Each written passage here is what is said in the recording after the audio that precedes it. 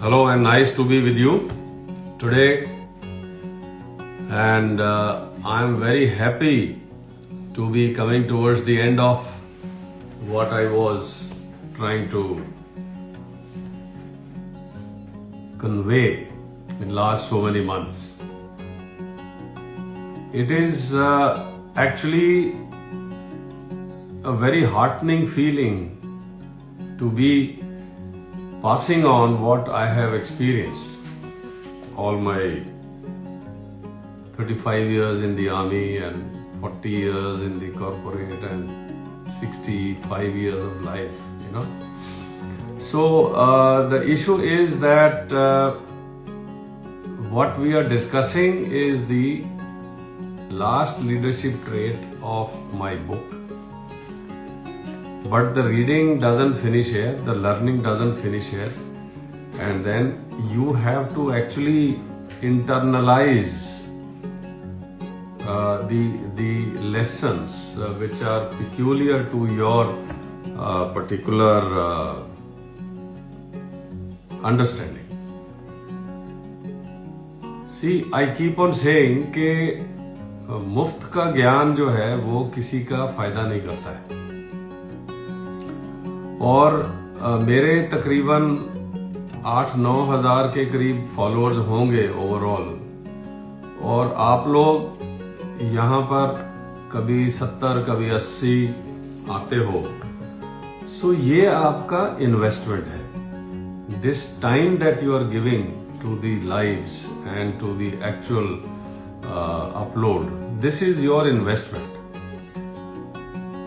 But otherwise what I say is that unless you understand and unless you apply to your own self, unless you change the way you think, unless you change the way you behave, ये सारी कहानियां आपके सिर के ऊपर से निकल जानी है और कुछ आपको फायदा नहीं होने वाला. सो पढ़ना एक चीज होती है, और हमारी भाषा में बोलते हैं कि ये पढ़ा हुआ बेशक ना हो लेकिन गुड़ा हुआ है. कहने का मतलब यह है कि he has thought through, he has experienced, he has analysed and he has changed his way of working to the best possible way forward given his circumstances and his status. So पढ़े लिखे हुए बहुत बेवकूफ आपको मिल जाएंगे, और अनपढ़, पिछड़ा, गरीब, समझदार बहुत मिलेंगे, क्योंकि उन्होंने लाइफ को एक्सपीरियंस करके उसका जूस निकाल के वो इम्प्लीमेंट किया है. So what I am trying to say is कि जो भी हम लोग बात करते हैं या अब तक कर चुके हैं, उसको प्लीज एनालाइज करो. वो कहानी सुन के, और ये भी मत सोचो कि 1 2 3 4 मैं पॉइंट याद करूंगा फिर मैं उसको करूंगा और फिर मैं उसको इम्प्लीमेंट करूंगा. ऐसे नहीं होता है. Life is not a board exam. Life is a continuous journey, continuous movement, continuous action. और उसमें आप रट्टा मार के एक पेपर में कुछ लिख के आ जाओ और एग्जाम में आपको नंबर मिल जाएंगे, ये सिस्टम नहीं चलता है. So you will have to analyze whatever we have been saying. उसको इंग्लिश, हिंदी में मत सोचो, उसको अपने मातृभाषा में सोचो, उसको अपने लैंग्वेज में सोचो. हर एक आदमी का सीखने का तरीका अलग अलग होता है. कोई आदमी पढ़ के और ऐसे आंखें बंद करके सोचेगा और उसको वो अंडरस्टैंड हो जाएगा. कोई आदमी पढ़ेगा तो वो बोल बोल के पढ़ेगा. कोई आदमी सुनेगा तो वो फिर उसको लिखेगा. सो हर तरह के लोग होते हैं. और मैं आपको एक बड़े मजेदार बात बताता हूं. मैं जब सेकंड लेफ्टिनेंट था तो उस समय में मुझे किसी सीनियर ने बताई थी। और क्या बताया था कि पुराने जमाने में क्या होता था कि मतलब I am talking about 1960s and 70s, तो बहुत ज्यादा एजुकेशन की क्वालिफिकेशन नहीं होती थी रिक्रूटमेंट में। तो अगर मान लो उस समय में कोई 20 साल सर्विस वाला कोई हवलदार मेजर है तो वो 1955-56 में कहीं मतलब आया होगा। तो मेरे को जो पुरानी कहानी सुनाई जा रही थी वो थी, हमारा एक हवलदार मेजर होता था तो वो हवलदार मेजर ऑर्डर लेने आता। अभी एडजुटेंट के पास में ऑर्डर लेने आते हैं, वो जैसे नॉर्मल रूटीन है कि भाई 1 बजे 1:30 बजे एडजुटेंट साहब के हुक्म होंगे, तो वो जो है वो हुक्म होंगे, वो फिर 3 बजे अपना रोल कॉल में सारे को सुना देंगे। सो वो CHM या जो बटालियन हवलदार मेजर था वो आता था, वो अपनी नोटबुक लेके आता था और वो ऑर्डर उसमें लेता था, लेकिन उसको लिखना नहीं आता था। सो वो जो है वो अपनी कुछ ना कुछ वो लाइनें टेढ़ी मेढ़ी मारता था अपने हिसाब से कि जी अभी 4 आदमी वर्किंग यहां जाने हैं तो वो कुछ अपना करेगा, अभी CO साहब के घर में ऐसा होना है तो ये होगा, कल ब्रिगेड में हॉकी का गेम है तो वो पता नहीं क्या हॉकी बनाएगा, बॉल बनाएगा, जो भी वो करता था। लेकिन इतने साल वो फौज में उस यूनिट में उसने वो रिस्पॉन्सिबिलिटी निभाई, एक भी गड़बड़ कभी नहीं हुई। तो वो उस आदमी को आप क्या कहोगे? उसको अनएजुकेटेड कहोगे? उसको अनपढ़ कहोगे? He had that much of capability, presence of mind, memory, expression, command over language. He could get the things done. So हम जो अभी वो CGPA के सर्टिफिकेट लेके घूमते रहते हैं या वो 90% लेके हम घूमते रहते हैं और मुंह से साला बोला नहीं जाता है, एक्सप्रेशन आपका 0 है, तो क्या लीडरशिप करोगे?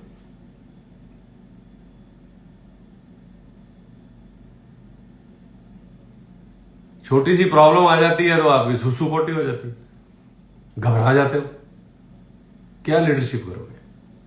So these are the things which you have to modify, improve and become stronger mentally, stronger physically, stronger morally, emotionally, ethically. अभी मैं एक मॉडल आपको फिर शायद अगले वाले में फाइनल जब होगा मैं समझाऊंगा। अभी लीडरशिप जो भी है वो जितना भी है वो जो भी 20 आपके क्वालिटीज हैं वो आपका फिजिकल में चली जाती हैं, मॉरल में चली जाती हैं, मेंटल में चली जाती हैं, आपका इमोशनल में चली जाती हैं। उसके ऊपर में फिर वो 3-4 आते हैं, भाई पर्सनैलिटी क्या है, हेल्थ कैसी है, माइंड कैसा है, इंटेलिजेंस कितनी है। फिर उसके ऊपर आपका जो है वो 3 जो मैं बोलता हूं rustic rules, 3 rustic rules, 3 rustic rules, वो सबसे ऊपर आते हैं। और वो क्या है? हमेशा सच बोलो, बड़ों की इज्जत करो और डिसिप्लिन में रहो। और डिसिप्लिन में रहो, बड़ों की इज्जत करो। इनसे ऊपर भी अगर एक रूल होगा तो वो है सबसे पहला रूल, हमेशा सच बोलो। तो अगर आप सच बोलते हो तो आपके सारी धीरे धीरे धीरे धीरे धीरे सारी लीडरशिप क्वालिटीज आपके बीच में आ जाती है, ऑटोमेटिकली आएंगी। कहीं ब्रांच निकलेगी, कोई इधर से जड़ निकलेगी, कोई इधर से पत्ता निकलेगा, कोई कुछ निकलेगा। You will be a full leader if you start from the correct way. Okay, so today we are talking about visionary leadership. No, visionary leadership जो है वो जैसे आपको एक ब्लैंक कैनवस दिया जाए और फिर उसमें आप सोचो कि मैं क्या करूंगा, मैं कैसे बनाऊंगा, यहां पे क्या होगा, इधर क्या होगा, ये क्या होगा, वो क्या होगा। So that kind of a thing as a leader for the organisation you have to do. So अब आप लोगों को ये समझाना चाहेंगे, विजन उनको देना चाहेंगे और उनसे उस डायरेक्शन में काम कराना चाहेंगे। तो इसके लिए सबसे पहले क्या जरूरी है? इसके लिए सबसे पहले जरूरी है कि आपका नॉर्थ करेक्ट होना चाहिए। आपको खुद पता होना चाहिए भी आप चाह क्या रहे हो, वेरी वेरी क्लियरली। कि भाई मुझे वो चीज चाहिए, एंड देन उसके लिए आपको सिचुएशन, उसके अंदर में क्या क्या डायनेमिक्स चल रहे हैं, होने आने वाले समय में क्या क्या हो सकता है, वो सारी चीजें जब आपको क्लियर होंगी, और देन यू विल नो कि भाई मेरी कैपेबिलिटी क्या है, उसके हिसाब से you will be able to clear your image, clear your north star, clear your vision, and then you will be able to plan कि ये मेरा विजन है और ये मैंने कैसे अचीव करना है। अब जब आपका माइंड क्लियर हो जाता है, then you have to convey this to the organization, to your team, and mobilize the resources to get this thing done. अब resources हैं, चाहे आपका फंड के मैनेजमेंट करनी है, आपने लोगों को देखना है कि भाई लोग उस तरह के टीम में हो, उसको अचीव करने के लिए कोई आपको मशीनरी चाहिए, कोई रिसोर्स और चाहिए, कोई एसेट चाहिए, और उसको फॉलो थ्रू करने के लिए किसी और तरह से आपको सपोर्ट चाहिए, इंटरनल, एक्सटर्नल, पैरेलल, लेटरल। तो वो सारी चीजें मोबिलाइज करने के लिए you have to convince the people. चाहे वो आप कन्विंस बोलो जी कि मैं अपने बोर्ड को कन्विंस करूंगा, चाहे बोलो जी मैं अपने डिपार्टमेंटल हेड को कन्विंस करूंगा, चाहे आप बोलिए जी मैं गवर्नमेंट को कन्विंस करूंगा, या आप ये बोलोगे जी मैं अपने साथ में जो टीम है उनको कन्विंस करूंगा, so that they get together and work. So वो कन्विंसिंग करने के लिए आपको अपना जो विजन है, जो आपका एम है, या जो आपका आप सिचुएशन देख रहे हो, वो सिचुएशन आपने उनको कन्वे करनी है। अब वो कन्वे करने के लिए आपको बहुत ही जैसे कि आप किसी को कोई पिक्चर दिखा रहे हो, एक्सप्लेन कर रहे हो, तो उसमें विजनरी जो इनपुट्स हैं, जो आपकी विजुअल इनपुट्स हैं, वो आपको लगानी पड़ेगी, उनको समझाना पड़ेगा कि देखो ऐसा हो सकता है, जब ऐसा होगा तो क्या होगा। फिर उसमें आपकी इमोशंस आनी चाहिए, आपका जो दिल है, जो जोश है, वो उनको दिखना चाहिए कि भाई ये बहुत जरूरी है, भाई ये तो करे बगैर काम ही नहीं चलेगा, and this is something revolutionary. So वो सारी चीजें जब आप अपनी प्रेजेंटेशन में, अपनी बातचीत में, अपनी एक्सप्लेनेशन में, अपनी पिच में डालते हैं, तभी जाकर के आपको वो कन्विंसिंग अप्रूवल्स और टीम का कोऑपरेशन मिलता है। अब ये जो ब्रॉडली अगर मान लो सारा एक्सेप्ट हो गया, आपका प्लान बन गया, प्लान एक्सेप्ट हो गया, अप्रूवल हो गया, अब आप इन्हें इसको एग्जीक्यूट करना। So then you will have to also see individual responsibilities, भाई कौन क्या क्या करेगा। अब इसमें बड़े लेवल जब मैं आपको बताऊंगा तो देन यू विल रियलाइज, जब मैं एग्जांपल दूंगा then you will realize कि how complicated it can be, and maybe if you try to see at your level, then you will realize how simple it can be. But the point is कि you have to then get it executed. So for that you need to give clear roles to the people, connect the dots, कि भाई ये ऐसे ऐसे ऐसे होगा, ये ऐसे ऐसे होगा, इधर से ऐसे ऐसे होगा, ये जाकर ये होगा, उसके बाद फिर ऐसे प्रोजेक्ट होगा, फिर देन इतना टाइम लगेगा, इस तरह से स्टेजेस में जाएगा काम। सो ये जो चीज है ना, इसको करने के लिए आपकी पूरी इन्वॉल्वमेंट होनी चाहिए। यू कैनॉट से कि जी ये मैंने 4 लाइनें लिख दी हैं, ये प्लान है, भाई साहब आप जो है इसको एग्जीक्यूट करो, और मैं आपसे भी 1 महीने बाद पूछूंगा। ऐसे नहीं काम होता है। Every day, may be morning, evening, you will have to have this thing. You may have to be in the WhatsApp group, you may have to be there in the email, you may have to be there in the briefings, you may have to travel to various places to see for yourself physically कि क्या हो रहा है, क्या नहीं हो रहा है। सो ये आपको खुद ही करना पड़ेगा। अब जो आगे की पॉइंट है, जो सबसे मेन इंपॉर्टेंट पॉइंट है, वो ये पॉइंट है कि इसको सस्टेन करना। जो भी आपने विजन बना लिया, उस विजन को आपने सस्टेन करना है, उसको उसकी जो मोमेंटम है वो मोमेंटम खत्म नहीं होना चाहिए। And then you have to see कि क्या क्या इसमें चेंजेस करने पड़ सकते हैं, बिकॉज डायनेमिक है, इसमें कई तरह के सेटबैक्स हो सकते हैं, कई तरह के आपको क्या बोलते हैं इसको, सैबोटाज हो सकता है, किसी और तरह से कोई अनएक्सपेक्टेड चीज हो सकती है। तो then you will have to hand hold the team and make sure कि वो सारे का सारा इस तरह से अपने काम को पूरा कर सके एंड उसको पूरा अपना कंप्लीशन पॉइंट तक ले जा सके। सो ये एक लीडर का जो है अल्टीमेट एम है। अब मैंने इसको लास्ट में रखा है, पर अदरवाइज आप ये देखेंगे जो सीनियर लीडर है कोई ऑर्गेनाइजेशन, तो ये एक्चुअली सबसे पहला पॉइंट बन जाता है कि आपका विजन क्या है, आप क्या करना चाहते हो, उस तरह से फिर आगे चलेंगे तो फिर आपके टास्क बनेंगे। So somehow if you are a complete leader, you want to, अब जैसे मान लीजिए suppose there is some merger और एक्विजिशन, या कोई कंपनी या ऑर्गेनाइजेशन का ओनरशिप चेंज हो जाता है, या पॉसिबली से फॉर एग्जांपल किसी कंट्री में गवर्नमेंट चेंज होती है। So they have to say that ना this is what we want, this is our vision, और उस विजन के साथ ही फिर आदमी काम करता है। अब जैसे फॉर एग्जांपल मैं आपको वैसे ही मेंशन करता हूं, हमारा देश का आजकल विजन क्या चल रहा है, विकसित भारत, विकसित Bharat by 2047 after 100 years of achieving independence.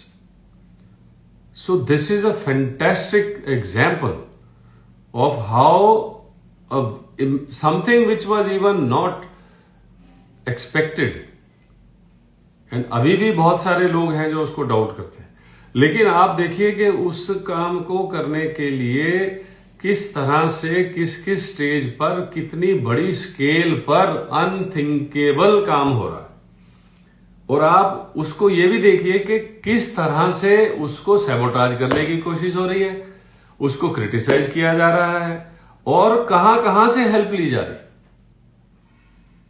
People are talking about deep state, people are talking about so many other things. I do not want to go into this, आप लोगों को सबको पता है। सो द पॉइंट इज के ये सब करने के लिए लीडर को बहुत समझदारी से अपनी भरोसे वाली टीम के साथ मिलके लंबे समय की प्लानिंग के साथ लंबे समय का प्रोजेक्ट रखते हुए हर समय छोटी छोटी चीज को मॉनिटर करते हुए काम करना पड़ता है। सो आप अभी प्राइम मिनिस्टर मोदी से नीचे आ जाएंगे तो आप अपने अपनी स्टेट को देख लीजिए, कभी स्टेट चेंज होती है, गवर्नमेंट चेंज होती है, किस तरह से वो अपना विजन बताते हैं, किस तरह से काम करते हैं। सो अब कोई मुझे बोलेगा जी कि करप्शन भी एक विजन है, पॉलिटिशियंस का, ब्यूरोक्रेसी का, करप्शन भी एक विजन है। बट द पॉइंट इज के करप्शन हमारी सोसाइटी से निकलेगी कैसे? करप्शन हमारी सोसाइटी से निकलेगी जब हम सबसे पहला वाला प्रिंसिपल अप्लाई करेंगे, ऑलवेज टेल द ट्रूथ। और उसमें स्विच होने में 1 सेकंड लगता है, लेकिन आप अपने आप को स्विच कर सकते हो। आप हजारों, लाखों, करोड़ों लोगों को, काम करने वालों को स्विच करने में आपको गिद्ध की तरह आंख लगा के बैठना पड़ेगा, मॉनिटर करना पड़ेगा, बुरा भी बनना पड़ेगा, लोगों को पनिशमेंट भी देनी पड़ेगी, लेकिन ये काम लंबे समय तक चलेगा और लोगों को तकलीफ भी होगी, परेशानी भी होगी, बहुत लोग आपको क्रिटिसाइज करेंगे, लेकिन इसको करे बगैर ये दीमक से हम छुटकारा नहीं पा सकते। So this is wishing all the best for the country and to every individual. And now I will give you a example which I have seen in my life in army. One I have seen, one I have not seen. So one which I have not seen is the 1971 war, in which I have read that the Prime Minister, Mrs. Gandhi, was very eager to start this operation somewhere in the month of March, April. And she had called General Manekshaw, and then he had refused. He says, I will not start the operation now. I cannot start the operation now. And he gave good reasons. So the reasons were, he said कि अभी थोड़े दिनों के बाद बारिशें शुरू हो जाएगी. जो वेस्ट बंगाल, बंगाल की तरफ में और बांग्लादेश जो ईस्ट पाकिस्तान था, उसकी तरफ जितनी भी जमीन है वो बड़ी लो है. चावल की खेती होती है, वो खेतों में पानी भर जाएगा और कीचड़ हो जाएगा, हमारे टैंक वगैरह चल नहीं पाएंगे. कच्ची सड़कें हैं, बारिश बहुत पड़ेगी तो फिर वो सड़कों पे भी आर्टिलरी गन्स वगैरह को जाने की प्रॉब्लम है. नदियों में, नालों में पानी भर जाएगा, बहुत सारे ब्रिज वहां पे हैं नहीं, उतने ब्रिजेस वगैरह लगाने पड़ेंगे, या फिर नहीं तो फिर वो उनको क्रॉस नहीं कर सकते. और हमारे को वो रिसोर्सेज जो अभी हमने इधर रखे हुए हैं पाकिस्तान की तरफ, वेस्ट की तरफ, river crossing and all those, canal crossing, जो भी हमारा इधर का सिस्टम है वो सारा मुझे उठा के वहां ले जाना पड़ेगा. एमिनेशन की शिफ्टिंग होगी, इक्विपमेंट की शिफ्टिंग होगी. सो ये काम मैं सितंबर, अक्टूबर, नवंबर से पहले नहीं कर सकता हूं. एंड देन सेकेंडली सेड कि अगर अभी हमने मार्च अप्रैल में कुछ कर लिया तो चाइना भी ऊपर से अटैक कर सकता है. सो हम जो है सर्दियों में ऑपरेशन करेंगे, सो दैट ऊपर के जो पासेज हैं वो बर्फ से बंद हो सके और चाइना का खतरा हमारे को ना रहे. सो ये बात जो है फिर मिसेस गांधी ने एक्सेप्ट करी. उसके बाद जनरल मानेकशॉ और तीनों जो चीफ, बाकी दो चीफ थे, उन्होंने मिलकर कोऑर्डिनेटेड प्लान बनाया. और जब 3 दिसंबर को हमला हुआ तो 14 दिनों के अंदर में अपना इतनी बड़ी सक्सेसफुल वॉर लड़ी गई 14 डेज के अंदर. बिकॉज वो पहले उन्होंने 6-7 महीने, 8 महीने लगा करके तैयारी करके पूरी तरह से काम किया था. सो ये एक, फिर भी मैं सोचता हूं ये एक आप कह सकते हो कि स्ट्रेटेजिक फोरसाइट का एग्जाम्पल है. Now I will give you a real example which I have seen my self. Visionary leadership of general Bipin Rawat, who gave birth to राष्ट्रीय राइफल्स. सी, राष्ट्रीय राइफल्स जो है एक नया कॉन्सेप्ट था, और वो कॉन्सेप्ट था basically to deal with the counter insurgency which was coming up in J&K. And because अब वो उस समय पंजाब में इंसर्जेंसी थी, और 89 के आसपास, 87, 88, 89 के बाद वो धीरे धीरे उन्होंने देख लिया कि भाई पंजाब तो KPS गिल ने साफ कर दिया. So then they shifted the, ISI shifted the interest to J&K. And 87, 88, 89 में वो शुरू हो गया था. सो द पॉइंट इज के that was the time when general Rawat, general Bipin Rawat, General Bipin Joshi, he thought of creating a new force with special characteristics. Now these characteristics, अगर आप normal army को जानते हो तो जैसे इन्फेंट्री है तो उसमें 4 राइफल कंपनीज होती है, 4 राइफल कंपनी होती है. अब जो BSF की बटालियन है उसमें 6 राइफल कंपनी होती है. सो जो आपका CRPF, BSF की बटालियंस का कॉन्सेप्ट था 6 राइफल कंपनी का, वो कॉन्सेप्ट उन्होंने राष्ट्रीय राइफल में डाला. और उन्होंने ये कहा कि ये जो लोग हैं जो आएंगे ये डेपुटेशन पर आएंगे, 2 साल की डेपुटेशन होगी, और डेपुटेशन जो है वो ऑल ओवर इंडियन आर्मी से होगी.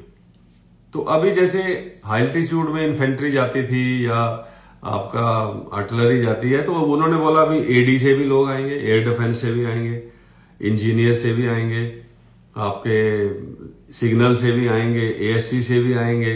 सो हर तरह से जो है उन्होंने मौका दिया कि जो लोग एक्चुअल लड़ाई में हिस्सा नहीं ले पा रहे थे because of their roles were different, they were now being able to get into counter insurgency role.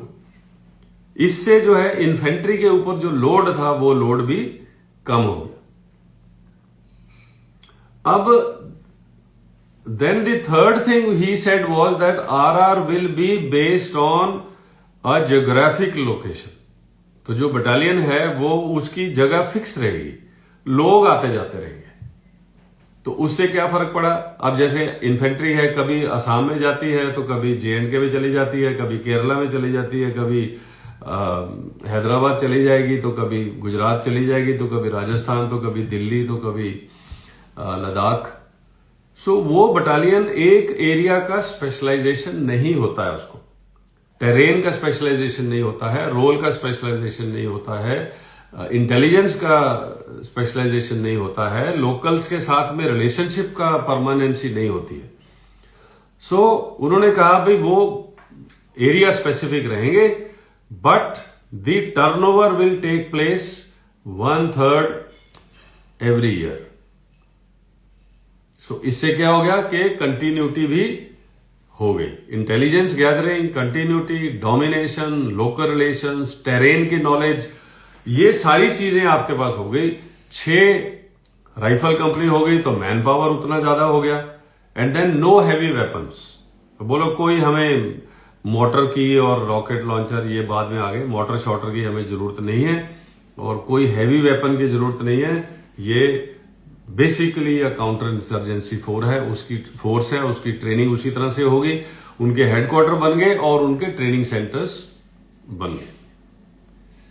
सो ये जो है एक बहुत ही रिवोल्यूशनरी कॉन्सेप्ट था। और उन्होंने शुरू में, जब मैं गुरदासपुर में था तो हमारे टाइम पर एक आकर रेज हुई थी बटालियन उधर 6 राष्ट्रीय राइफल। तो पहले सिर्फ 6 राष्ट्रीय राइफल बटालियन बनी और उनकी यूटिलिटी और उनका इफेक्टिवनेस देख के धीरे धीरे अभी ये 60 से ज्यादा हो चुकी। और अगर आप देखा जाए तो इनकी डिमांड और भी है, लेकिन अभी ये इनको मैंडेट जो है सिर्फ JNK तक का ही दिया गया। सो ये सब चीजें बड़ी मुश्किल होती है करनी, और जो आदमी इसको कर जाता है वो बहुत लंबा इंपैक्ट छोड़ता है, बहुत सालों तक इंपैक्ट छोड़ता है और परमानेंट एक तरह से इंपैक्ट छोड़ता है। So this is an example which now you can convert it into your own civilian life or into your private lives and think about what is required to be done. Now मैं आपसे सिर्फ last में एक चीज कहूंगा, जो मैं कह रहा था ना कि पड़े हुए और गुड़े हुए। सो अभी क्या है कि हम लोगों के पास सोचने का टाइम नहीं है। हम लोगों के पास सोचने का टाइम नहीं है। बैठ के चुपचाप सोचना, किसी चीज को एनालाइज करना, किसी चीज के ऊपर ध्यान से अपने आप में विचार करना कि मैं कैसे किसी चीज को अपनी लाइफ में ला सकता हूं, या मैं कैसे करूं कि मेरी लाइफ कुछ और अच्छी हो जाए। What should I do, what should I not do. ये सोच विचार का समय ऑलमोस्ट 0 हुआ पड़ा है आजकल के जमाने में, क्योंकि या तो आप काम में दौड़ भाग कर रहे हो, पढ़ाई में दौड़ भाग कर रहे हो, फ्री के टाइम में आप जो है स्क्रॉलिंग कर रहे हो, रीलें देख रहे हो, वीडियोस देख रहे हो, या फिर आप कोई मजाक देख रहे हो, या कोई पोर्नोग्राफी देख रहे हो, या कोई लोगों से बातचीत कर रहे हो, या बियर पी के सो रहे हो। So kindly put this thinking समय कुछ, या तो सुबह उठने के बाद आधा घंटा बैठो, दूसरा सोने से पहले थोड़ा फ्री होके बैठो, सोचो। और तीसरी जो चीज है कि जो खाना हम खाते हैं उस समय अगर हम ये सब कुछ ना करें। मेरी माताजी कहा करती थी कि भजन भोजन एकांत में करना चाहिए। तो जब आप भोजन एकांत में करते हैं, इसका मतलब है उस समय कोई टीवी नहीं चलना होना चाहिए, उस समय में कोई आप अखबार नहीं पढ़ते होने चाहिए, उस समय में कोई वीडियो नहीं देखना चाहिए। आराम से बैठ के खाना खाओ, मुंह में डालो, उसको चबाओ, उसको फील करो ना कि कैसा फील हो रहा है, कैसा टेस्ट आ रहा है, उसको छोटे छोटे टुकड़ों में डिवाइड हुआ कि नहीं।